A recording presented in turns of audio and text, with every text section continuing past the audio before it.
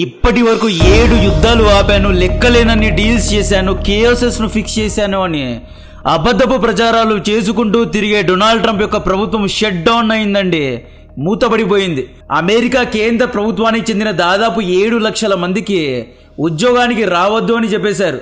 ఇంకొక 9 లక్షల మంది ఉద్యోగం చేసిన శాలరీస్ లేటుగా ఇస్తారంట. ఈ మొత్తం ఇష్యూకు కారణం డొనాల్డ్ ట్రంప్ చేతగాని పరిపాలన.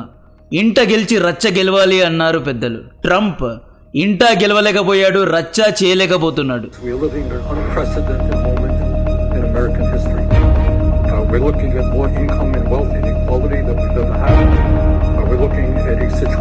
యుఎస్ గవర్నమెంట్ షట్ డౌన్ యొక్క టైమ్ లైన్స్ దగ్గరకు వస్తే భారత్ లో ఏప్రిల్ 1 నుండి మార్చ్ 31 మధ్య కాలాన్ని ఫినాన్షియల్ ఇయర్ అంటారు. భారత ప్రభుత్వం ఎవ్రీ ఇయర్ ఫిబ్రవరిలో బడ్జెట్ ను ప్రకటిస్తుంది. బడ్జెట్ అంటే బేసికలీ ఆదాయాన్ని ఎక్కడెక్కడ స్పెండ్ చేయాలి, ఎటువంటి సబ్సిడీస్ ప్రజలకు ఇవ్వాలి, ఎలా డబ్బు ఖర్చు పెట్టాలి, ఎందుకు ఖర్చు పెట్టాలి, ఈ లెక్కనే బడ్జెట్ అంటారు. అమెరికాలో దీన్ని స్పెండింగ్ బిల్ అంటారు. యుఎస్ఓలో స్పెండింగ్ బిల్ అక్టోబర్ 1న ఎవ్రీ ఇయర్ అక్టోబర్ 1న పాస్ అవుతుంది. నిన్న యాక్చువల్లీ యుఎస్ఏ పార్లమెంట్లో స్పెండింగ్ బిల్ పాస్ కాలేదు. ఈ బిల్ పాస్ కాలేదు కాబట్టి యుఎస్ఏ యొక్క ప్రభుత్వ సంస్థలకు ఖర్చు పెట్టడానికి డబ్బులు లేవు, ఫండ్స్ లేవు. డబ్బులు లేవు కాబట్టి ఎంప్లాయీస్ ఉద్యోగానికి వెళ్ళడం లేదు. ఈ మొత్తం కేయాస్నే షట్ డౌన్ అంటున్నాం.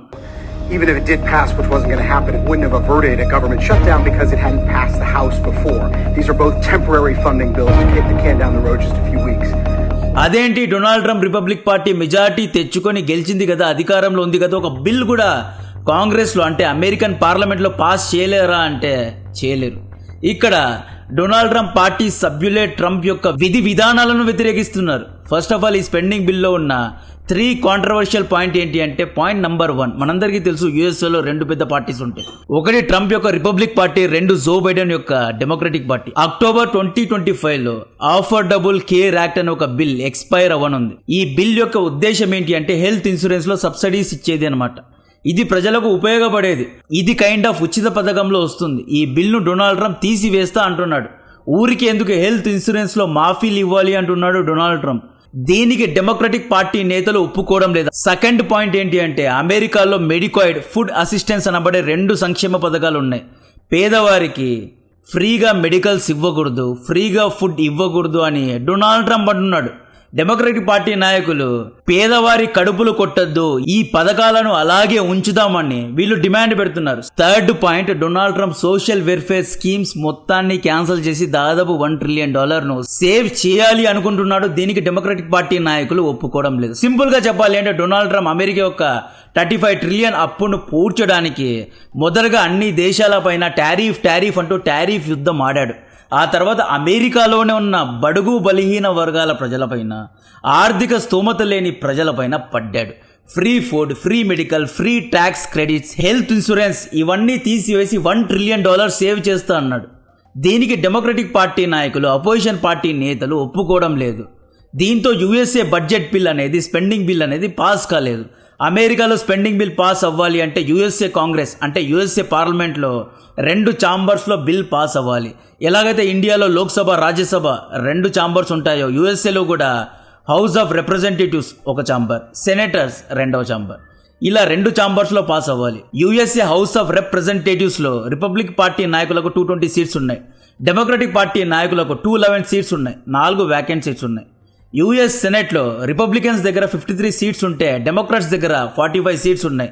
దాదాపు 2 ఇండిపెండెంట్స్ ఉన్నారు. హౌస్ ఆఫ్ రిప్రజెంటేటివ్స్లో డొనాల్డ్ ట్రంప్ ప్రతిపాదించిన స్పెండింగ్ బిల్కు దాదాపు 217 మెంబర్స్ ఫేవర్గా ఓటు వేశారు.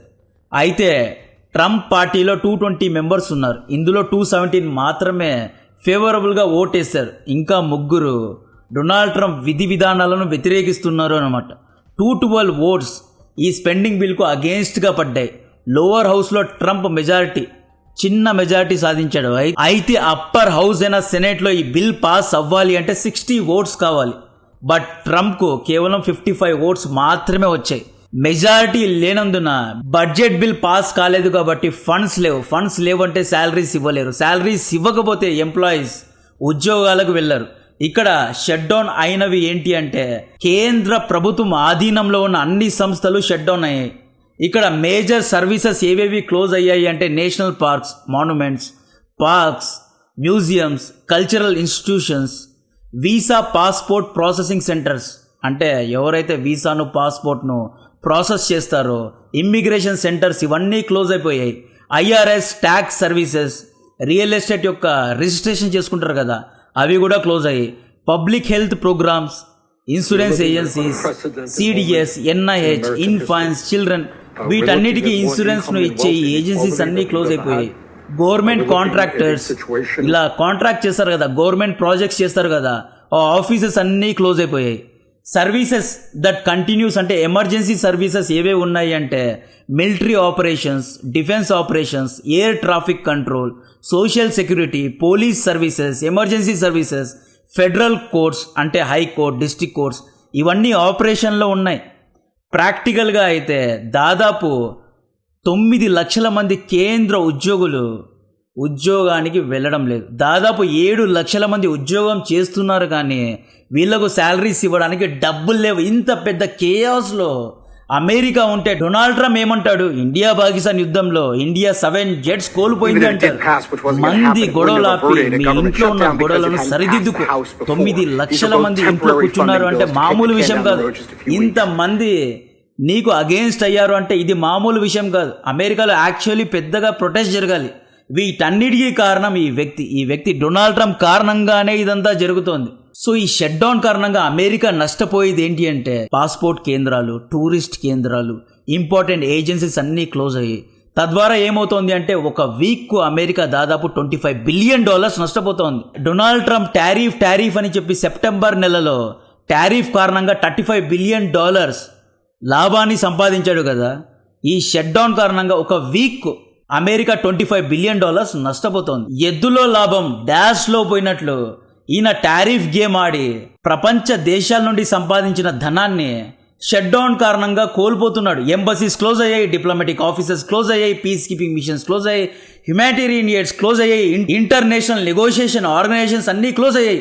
అల్ జజీరా పండగ చేసుకుంటోందండి. అల్ జజీరా లైవ్ డిబేట్ పెడుతోంది. ఒక బిల్ను అమెరికా పాస్ చేయలేకపోతుంది. అటువంటి అమెరికా ప్రపంచ దేశాలను ఎలా పాలించగలదు అని అల్ జజీరా అంటోంది. జియో పొలిటికల్ లెవెల్లో అమెరికా పనైపోయింది. అమెరికా దగ్గర $35 ట్రిలియన్ డెట్ ఉంది. ఇక అమెరికా జీడిపి పడిపోతుంది. అమెరికాలో మ్యానుఫ్యాక్చరింగ్ లేదు.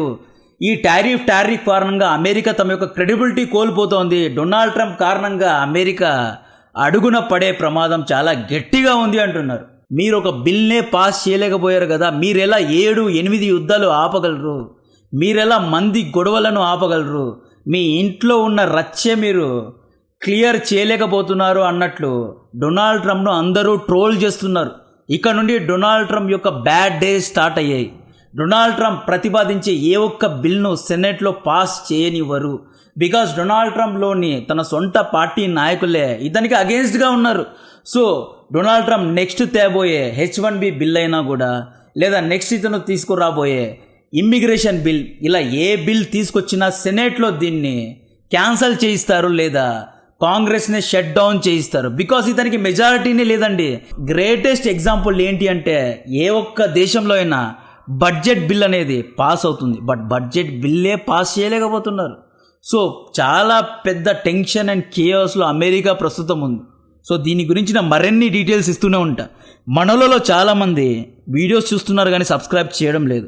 మీరు మన ఛానల్ను సబ్స్క్రైబ్ చేస్తే తద్వారా మన ఛానల్ ఒక అనలిటిక్స్ ఇంప్రూవ్ అవుతాయి. దయచేసి సబ్స్క్రైబ్ చేయండి. కంటెంట్ నచ్చితే వీడియోను లైక్ చేయండి. జై హింద్.